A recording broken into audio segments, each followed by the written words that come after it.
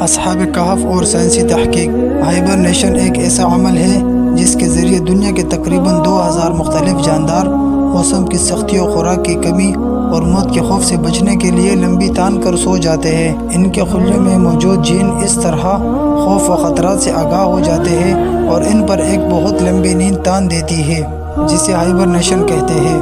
اس عمل کے دوران دل کی دھڑکن 95% تک آہستہ ہو جاتی ہے، سانس سیکنڈوں کی بجائے منٹوں میں چلی جاتی ہے، جسم کا درجہ حرارت کم ہو کر ٹھنڈا ہو جاتا ہے اور جاندار اپنے جسم کی غذائی توانائی پورا کرنے کا بڑا حصہ جسم میں موجود چربی سے حاصل کرتا ہے۔ خوراک یا چربی سے توانائی حاصل کرنے کے اس عمل کو میٹابولزم کہتے ہیں۔ اس طرح کل ملا کر آپ یہ کہہ سکتے ہیں کہ ہائبرنیشن کے دوران کسی زندہ چیز کا میٹابولزم انتہائی سست ہو جاتا ہے۔ ہائبرنیشن کرنے والے جانوروں میں چوہے، چمگادڑ، گلہری، سانپ، کیڑے اور کئی ریچھ وغیرہ بھی شامل ہیں۔ ہائبرنیشن والے جانور جی بھر کر کھاتے ہیں تاکہ موٹے ہو کر اندر چربی بنا لے جو ہائبرنیشن میں توانائی دے گی۔ ہائبرنیشن سے کچھ مہینوں بعد باہر آنے پر جاندار کو زور کی بھوک لگتی ہے اور وہ پہلا کام شکار تلاش کرتے ہیں۔ عام طور پر ہائبرنیشن سردیوں سے بچنے کے لیے ہوتی ہے اور اس موسم میں شکار بھی کم ہو جاتا ہے۔ اس لیے آج تک سب سے لمبی ہائبرنیشن ایک چمگادڑ کی ہے جو 344 دن یعنی تقریباً 1 سال تک بنا کھائے پیے سوئی رہتی ہے۔ سائنس یہ بھی ثابت کرتی ہے کہ ٹیلومیرس جو کہ ڈی این اے کے ٹکڑے ہیں اور سیل کے کروموسوم کے کناروں پر ہوتے ہیں، وہ سیل کی ہر تقسیم کے وقت کم ہو جاتے ہیں اور ان کی تعداد کو لیبارٹری میں ٹیسٹ کر کے کسی جاندار کی باقی مانندہ زندگی کا اندازہ لگایا جاتا ہے، لیکن ہائبرنیشن کے دوران ان کو انتہائی سست رفتار سے کم ہوتے دیکھا گیا ہے۔ اس ساری بات کو آسان لفظوں میں کہیے تو ہائبرنیشن کے دوران جانور کی عمر بڑھنا تقریباً رک جاتی ہے۔ ہالی ووڈ کی ایک فلم جس کا نام دا پیسنجر ہے، فلم کی سٹوری کا مختصر ڈیمو یہ ہے کہ 5000 لوگوں اور 258 اسپیس شپ کے مزدوروں پر مشتمل ایک گروہ ایک نئے سیارے پر جا رہا ہے۔ سیارہ چونکہ زمین سے 120 نوری سال پر واقع ہے، اس لیے انسان کا اپنی نارمل زندگی میں جسم وہ بمشکل 70 سے 80 سال طبی عمر پاتا ہے جانا مشکل ہے۔ اس کے لیے سائنسدان ایسے تابوت تیار کرتے ہیں جس میں ہر شخص کو ہائبرنیٹ کر دیا جاتا ہے تاکہ اس کی عمر انتہا درجے تک آہستہ ہو جائے اور یہ 120 سال کا عرصہ گزر جائے اور وہ نئے سیارے پر ایک نئی زندگی کے ساتھ اترے۔ لیکن ان میں سے ایک شخص کسی خرابی کی وجہ سے جاگ جاتا ہے اور اسے پتہ چلتا ہے کہ ابھی نئے سیارے پر پہنچنے کے لیے 80 سال مزید پڑے ہوئے ہیں۔ تو یہاں سے فلم اس کے دوبارہ ہائبرنیٹ ہونے کی جدوجہد پر شروع ہوتی ہے۔ اب ذرا قرآن کی سورۃ کہف کے ان چند آیتوں پر غور کریں۔ ترجمہ: تو ہم نے غار میں کئی سالوں تک ان کے کانوں پر نیند کا پردہ ڈالے رکھا اور جب سورج نکلے تو تم دیکھو کہ وہ ان کی غار کے دائیں طرف سے مڑ جائے اور جب غروب ہو تو بائیں طرف کو طرح جائے اور وہ اس کے میدان میں تھے۔ یہ خدا کی نشانیوں میں سے ہے اور تم ان کا خیال کرو کہ جاگ رہے ہیں حالانکہ وہ سو رہے ہیں، اور ہم ان کو دائیں اور بائیں کروٹ بدلاتے تھے اور ان کا کتا چوکھٹ پر دونوں ہاتھ پھیلائے ہوئے تھا۔ اگر تم ان کو جان کر دیکھتے تو تم پیٹ پھیر کر بھاگ جاتے اور دہشت میں آ جاتے، اور اس طرح ہم نے انہیں اٹھایا تاکہ آپس میں ایک دوسرے سے دریافت کرے۔ ایک کہنے والے نے کہا، تم یہاں کتنی مدت تک رہے؟ انہوں نے کہا، 1 دن یا اس سے بھی کم۔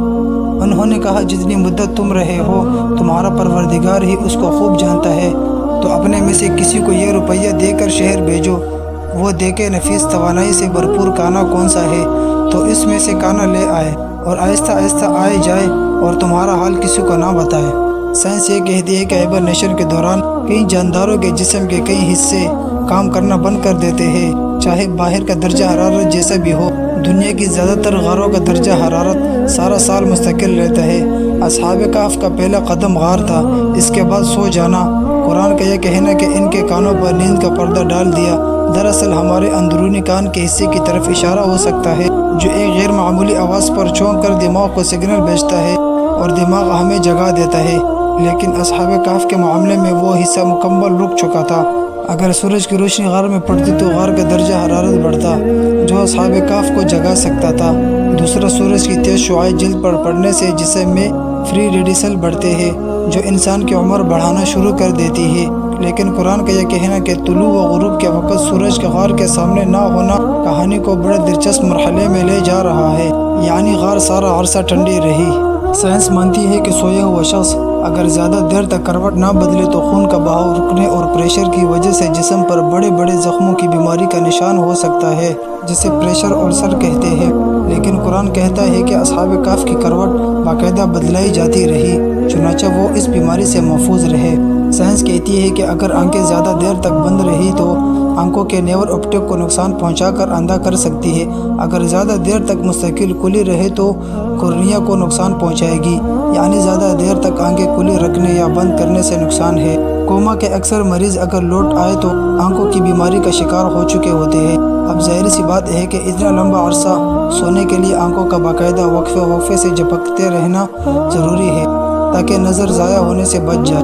قرآن کہتا ہے تو تم انہیں دیکھو تو سمجھو گے کہ وہ جاگ رہے ہیں، مطلب آنکھیں جھپک رہی ہیں حالانکہ وہ سو رہے ہیں، اور مارے دہشت کے پیٹ پھیر کر بھاگ جاؤ۔